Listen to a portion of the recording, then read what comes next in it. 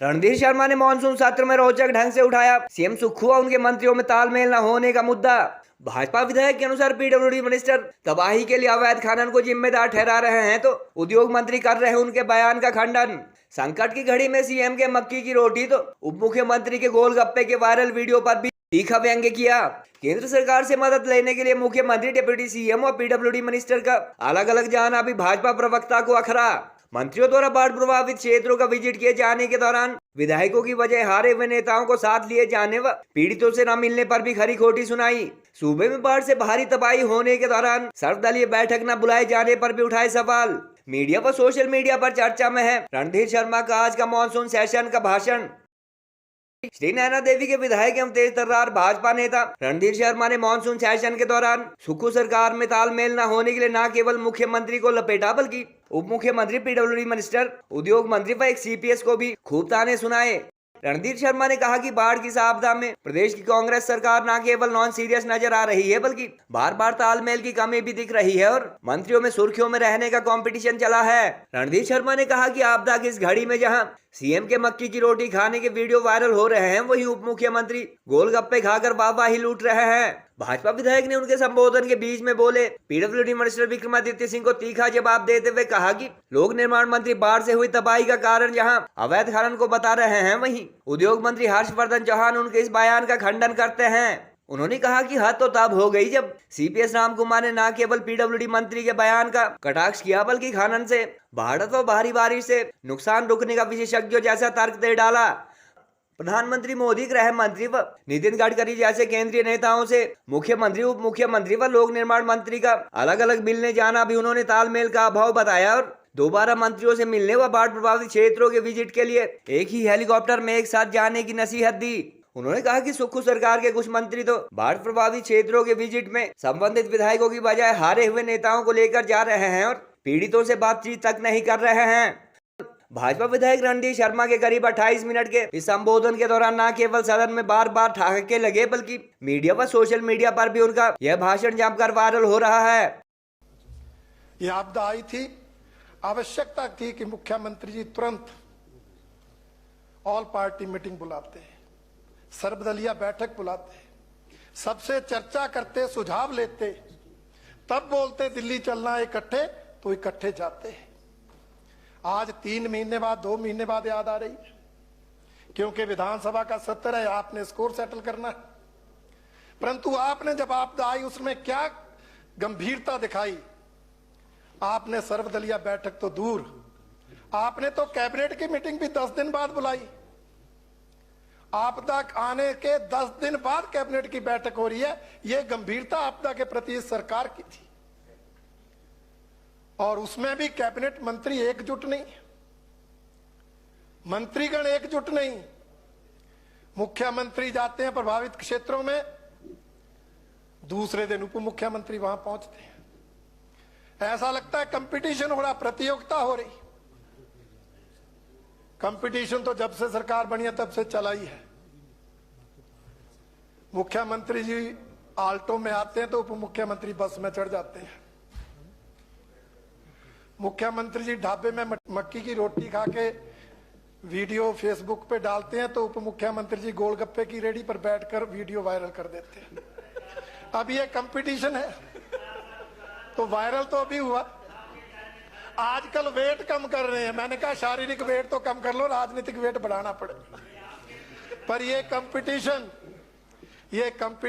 आपदा के समय ठीक नहीं। और आपके साथ विक्रमादित्य जी भी जुड़ गए। एक दिन मुख्य, मैं आ रहा हूं, आप सुनिए, धैर्य रखिए, आप धैर्य रखिए। एक दिन मुख्यमंत्री जाते हैं, दूसरे दिन उप मुख्यमंत्री जाते हैं, तीसरे दिन पीडब्ल्यूडी मिनिस्टर माता श्री के साथ जाते हैं। क्या अच्छा होता तीनों एक ही इकट्ठे जाते, एक ही हेलीकॉप्टर में जाते, समय बचता। अच्छे हैं सांसद है, जाएं, इकट्ठे जाएं, आपके प्रदेश अध्यक्ष इकट्ठे जाएं, एक हेलीकॉप्टर में जाएं। आप वॉकआउट का जिक्र कहां आ गया? संयम तो कभी तो शुरुआत भी नहीं हुई, आप पहले ही बुखला गए। सर प्लीज, मैं आपको बताना चाहता हूं नुकसान कितना होता है। हमने एक अधिकारी को फोन किया, मैं नाम नहीं लेना चाहता, मैंने कहा बहुत नुकसान हुआ, आजकल आप बड़ी सेवा में लगे होंगे, राहत कार्य में लगे। कहते जी फुर्सत ही कहाँ है, एक दिन एक आता है उसको छोड़ते हैं, दूसरे दिन दूसरा आता है उसको छोड़ते हैं, तीसरे दिन तीसरा आता है। हम तो प्रोटोकॉल ड्यूटी में ही लगे हुए हैं। तो अगर आप इकट्ठे जाते, इकट्ठे अधिकारियों की मीटिंग करते, इकट्ठे निर्देश देते तो ज्यादा अच्छा काम होता। ये एकजुटता सरकार को दिखानी चाहिए थी, उसका असर अधिकारियों पर भी पड़ता, कर्मचारियों पर भी पड़ता, जनता को भी अच्छा संदेश जाता। परंतु आपकी ये कार्य प्रणाली का संदेश अच्छा नहीं गया। और ये प्रवास की बात नहीं है, विक्रमादित्य जी आपके तो बयान भी विरोधाभासी आते हैं। एक विक्रमादित्य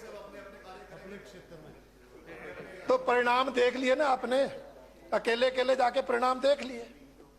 पीडब्ल्यूडी मिनिस्टर बोलते हैं आपदा माइनिंग से हुई, हर्षवर्धन जी बोलते पीडब्ल्यूडी को मिनिस्टर को आपदा के माइनिंग का क्या पता है। और बाद में माइनिंग एक्सपर्ट राम कुमार जी ने कहा ये माइनिंग से ही तो बच गए, नहीं तो और नुकसान हो जाना। क्या सरकार है, क्या सरकार है। अब वो सीपीएस साहब तो उद्योग मंत्री को भी ओवर पावर करके, और मामलों में तो करते हैं, आपदा में भी करके कहते दूर तो बचा ही माइनिंग से, नहीं तो तबाह हो जाता। ये सरकार सर व्यवस्था परिवर्तन की सरकार, फिर आपदा में ऐसे ऐसे काम कर रही है। क्या संदेश जाता है, क्या जनता सोचती है सर, इस पर जरूर विचार करना चाहिए। आपदा आने से 10 दिन बाद बैठक होती है और आपदा के बाद महीने में सिर्फ एक कैबिनेट हो रही है, पहले 2 कैबिनेट मीटिंग्स होती थी। ये आपकी गंभीरता है, आप जरा विचार करें। दूसरों पर आरोप लगाने आसान है, परंतु जरा अपने अंदर भी चिंतन करें। अब सर उसके बाद मैं बताना चाहता हूं, आपके मंत्री जाते हैं आपदा प्रबंधन की बैठकें लेते हैं। हमारे सांडिल साहब गए बिलासपुर, सर एक भी विधायक नहीं, तीनों, हम तो चलो बीजेपी के, धर्माणी जी तो कांग्रेस के थे, इनको ही बुला लेते। चारों विधायक बाहर हारे हुओं को लेकर आपदा का प्रबंधन हो रहा है। माफ करना अध्यक्ष महोदय, आप गए, आपने भी ऐसा ही किया। सर माफ करना, मैं सर पासिंग रेफरेंस, मैंने आपको विशेष सूचना दी। सर मैं गया, मुझे पता तीनों बीजेपी के, मैं भी गया, पर जब गया तो अंदर हारे हुए बैठे थे। मैंने कहा अब जीते हुओं का क्या काम, ये तो हारे हुओं के महफिल है। आप आए नहीं, ये तो हारे हुओं की महफिल है, खाली जीते रखोगे तो आएंगे। मैंने कहा कि राजेश धर्माणी भी होगा तो भी चला जाऊंगा, ये भी वहां नहीं थे। और सर कोरोना में सर्वदलीय बैठक हुई है, सर्वदलीय बैठक हुई है कोरोना में, मुकेश जी आप भी उसमें गए हैं, आप भी उसमें गए। अध्यक्ष महोदय सरकारी बैठ गए, विक्रमादित्य जी तो चलो मान लिया मैंने कि विभाग के दौरे पर थे, इन्होंने भी जरूरत नहीं समझी। और सर ऐसा है, आपदा के लिए जा रहे हैं, कोई मंत्री प्रभावितों से नहीं मिल रहा। शिमला से जा रहे तो नमोल होकर जा रहे। हमारे विधानसभा क्षेत्र के 10-12 परिवार नमोल में ही हमने रखे हुए हैं, जिनके घर चले गए, उनसे नहीं मिले। ये प्रभावितों से सांत्वना देने नहीं गए, ये जो विधानसभा चुनाव में हार गए थे उनको सांत्वना देने गए थे, ये तो उनको सांत्वना देने गए थे। कहां से आपदा का प्रबंधन होगा, कहां आपदा का प्रबंधन आप करेंगे। मैं माननीय मुख्यमंत्री जी ने जो कल कहा, मैं उस पर भी आपत्ति दर्ज करना चाहता हूं। विषय हमारा नहीं है, आप औरों को भी लगा लो चाहे, हमें कोई फर्क नहीं है। कल हमारे बलवीर वर्मा जी ने कोई विषय उठाया और मुख्यमंत्री जी ने जस्टिफाई किया, हमारा कॉन्टेस्टिंग कैंडिडेट है, पार्टी का जनरल सेक्रेटरी है। अरे भाई जनरल सेक्रेटरी है तो आपने लाइसेंस दिया है कि वो एसडीएम की कुर्सी पर बैठ जाए?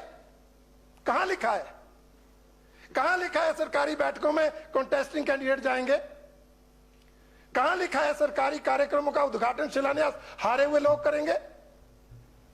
हमें फर्क नहीं पड़ता, परंतु सर कुछ विधायक की इंस्टीट्यूशन की गरिमा है, जो विधायकों की गरिमा है। सर शिलान्यास हो रहे हैं, हारे हुए लोग आपके विभाग में किया है, भूमि पूजन स्वर्ण मेला सड़क का, यस। सर परसों मेरे कंस्टिट्यूंसी में 2 टूर्नामेंट के वो थे क्लोजिंग, एक पे बाप मुख्य अतिथि, दूसरे पे बेटा मुख्य अतिथि। मैंने डीसी साहब को कहा एक जगह और रख लो, वहां मां को भी भेज दो, तीनों को लगा दो। ये हालत सर। और मुख्यमंत्री जस्टिफाई करें, और वो मुख्यमंत्री जो जब इधर थे तो विधायकों की गरिमा की बात बड़े गुणगान से, बड़े जोर शोर से, बड़े विधायक इंस्टीट्यूशन की बात करते थे, और आज वो जस्टिफाई कर रहे हैं कि पार्टी का पदाधिकारी सरकारी बैठ कर। सर इस पर सरकार को कोई नियम बनाने चाहिए, विचार करना चाहिए। हम भी चुनाव आ रहे, हमारी भी सरकार थी, जब तक सरकारी ओहदा नहीं मिला किसी सरकारी कार्यक्रम में मुख्य अतिथि के नाते नहीं गए, किसी स्कूल में फंक्शन में नहीं, कोई उद्घाटन शिलान्यास नहीं। परंतु ये परंपरा जो है, इसको बदलना चाहिए, इसको सर सुधार करना चाहिए। बाकी सर कल मुख्यमंत्री जी 2 विधायकों की, इन्होंने बड़ा काम किया सर। सभी 68 के 68 विधायकों ने आपदा के दौरान अपने अपने विधानसभा क्षेत्रों में डट कर काम किया, राहत पहुंचाने का काम किया। आपको संजय और सुंदर याद आ रहे हैं? संजय और सुंदर, बाकी कोई याद नहीं आ रहा। विपक्ष के विधायक, आपकी सत्ता दल के विधायक जो जाते हैं लोगों के बीच। हिमाचल में तो सर वैसे नेचुरल डेथ हो जाए तब भी हर विधायक अफसोस करने पहुंचता है, ये तो आपदा है। परंतु मुख्यमंत्री जी का इस तरह से पिन पॉइंट करके बोलना वो शोभा नहीं देता। और मैं आग्रह करना चाहता हूं, हम लोग काम कर रहे हैं, हमारे विनोद जी विधायक आपदा के लिए लड़े, जो प्रभावित व्यक्ति, गरीब व्यक्ति, उसको तरपाल देने के लिए लड़े। क्या गुनाह किया? एक एक प्रभावित परिवार को 4-4 तरपाल मिल रहे हैं और एक गरीब को एक भी तरपाल नहीं। अगर ये बात करते हैं ऊंची आवाज में, कोई गाली नहीं निकालते, कोई किसी की शान के खिलाफ नहीं बोलते, तो सरकार FIR दर्ज कर रही है।